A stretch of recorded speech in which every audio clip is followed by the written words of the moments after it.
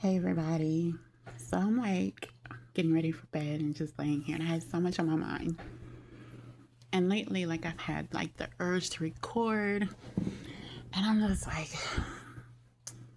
but I don't have like the background and the setting and all that other great stuff. But I'm like all this stuff is coming to me at night. Why don't I do like a shadow edition type of video where it's like okay, it's dark, but like this is where the real shit hit is. Like this is where you hear the thoughts and it's just free. So I'm gonna try it. I'm gonna do it. I'm gonna follow my creativity. I'm gonna follow my intuition and see what happens. So so much has happened. I don't even know when the last time I recorded and posted, and a lot has happened. A lot has changed, and it's been exciting. It's been definitely a journey. Trusting the process, and I'm in a good space right now. Let's say I'm in a good space mentally. I think I'm at a point where anything that happens to me, I realize is happening for me.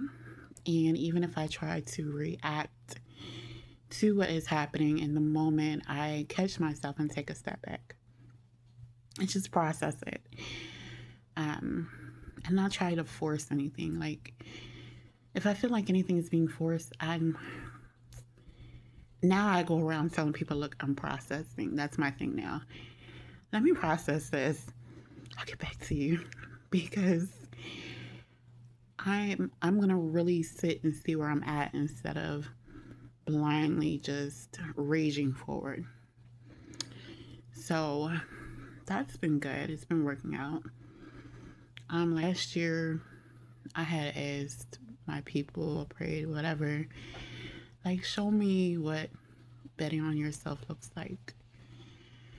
And this year has been like a whole transformation where like it's just been different. It's been crazy. But I'm finally seeing the fruits of my labor and obedience, listening to what I'm being guided to do. And just to let you know, I'm in Philly and it's a storm right now. So if you hear my windows are open, if you hear my blinds going off, that's what that is. It's beautiful. I love weather like this. So, what is on my mind? Let's get to the nitty gritty. That's what you're here for, right? You're not here to see me. You're here to like, what is the tea? What you got to say? So, I've been talking to somebody for a few months now. This is not really news. Something that's been like a cycle, right? And I promised myself that this go round, I would give it my all, no matter how uncomfortable it felt. It has been challenging, definitely, but I've been overcoming. I'm really proud of myself. And this is somebody that I definitely see as a provider. They definitely offer to provide. And there's always hesitation on my end. And like, I've came up with so many excuses like, okay, when I was growing up, I've always had to work for what I needed or wanted, and like if I did take from people, like it always came with something like a stipulation, or how it is sometimes it can be. And so, and it gets to a point where you get disappointed by people, so you just do it yourself. And I'm so stuck there. Plus, Virgo energy, we don't really ask for help. So we I think there was a conversation or something about refusing assistance. And I really had to think, or we got into a little spat, I'll put it like that. And I was like, I don't need your help. I don't need your money. And it really got into me like, what is it, Vivian? Do you know what I mean? Like, this needs to be addressed. And I thought about it, and it came to me like, it doesn't feel safe. There's been other times where this person has helped financially and it felt safe. It felt like they didn't want anything in return. They couldn't get anything in return from me in any type of way. But they were there to help, and it felt genuine. But this time it doesn't feel genuine. It feels like control. And that might just be my interpretation or what I feel from it.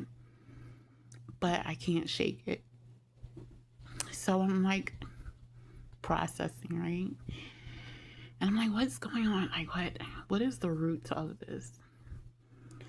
And so I know when I was younger, I always said like I wanted a friend. Like I would have to date somebody or marry somebody that's my friend.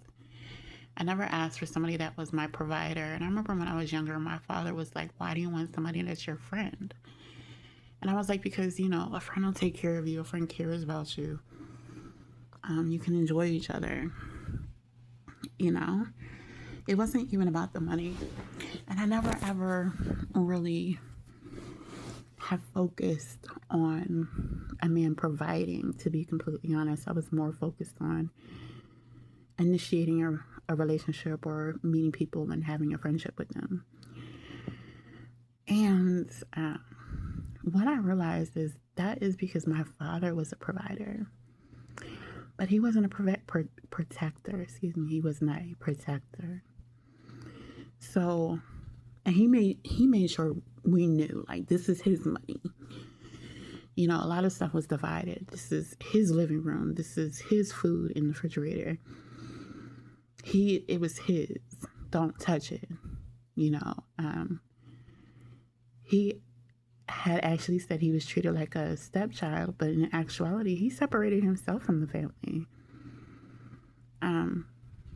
When you put up these walls where this is mine, I do this, you don't do that, and that's how can you get close to that? But anyway, so like if he gave you money, he would tell you like I worked hard for this, you're gonna take it and do what you need to do, or this is my money. And you know, it never came with compassion or grace or love, period. So I'm not looking for a provider. Like somebody says I want to provide for you, I want to take care of you.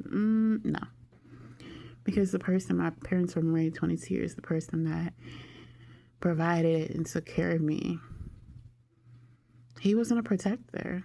I remember when I was younger, I was being made fun of at school. He was like, so?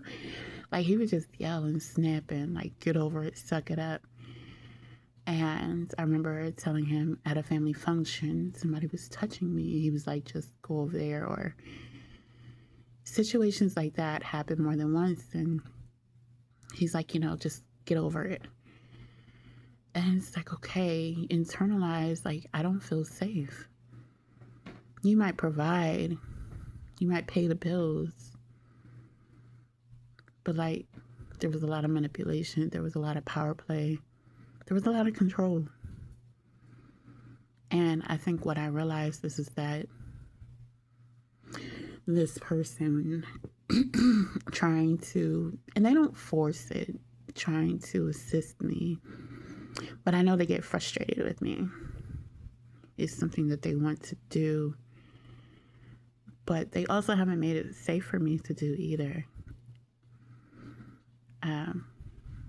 This is somebody that we're in each other's life and have been in each other's lives multiple times, and certain things have been said or done where like the trust has definitely dwindled.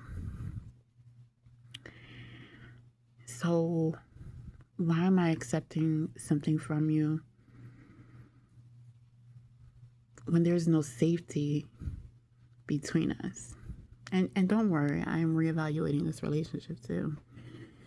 Relationship, friendship, whatever you want to call it.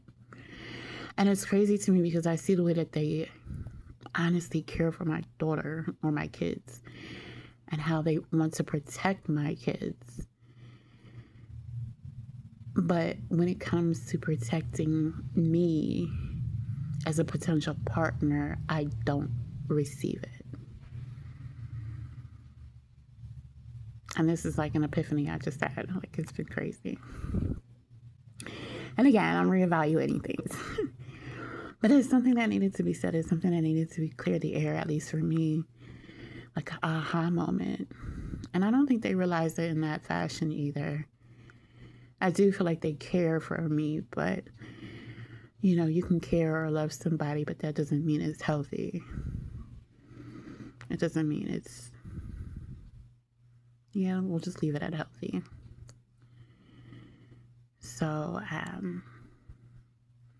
you know, my birthday is Monday, and I'm so excited because I'm really all about, okay, starting over and moving forward and new beginnings on my birthday. And I wonder how, you know, this is going to play out. I know I'm ready to move forward. I think this aha moment was much needed, like a release. And not a release of the person, but a release of the idea of what I feel a protector is.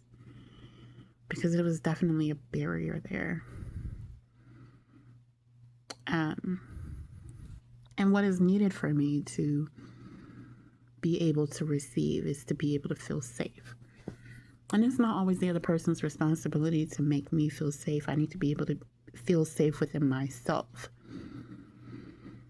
But a person should be able to show that they are safe with the people they're in relation with. Whatever that relation looks like, a friendship, a relationship, whatever. So that's where we're at for right now. I'm so excited. I'm really excited about this new series. I really want to see where this goes and see how it can go. I think it's dope. So this is what healing looks like. We're turning the tides. We're opening up our minds, changing the perspective of life. This has definitely changed my perspective on how I see things. Just moving forward. Have a good night.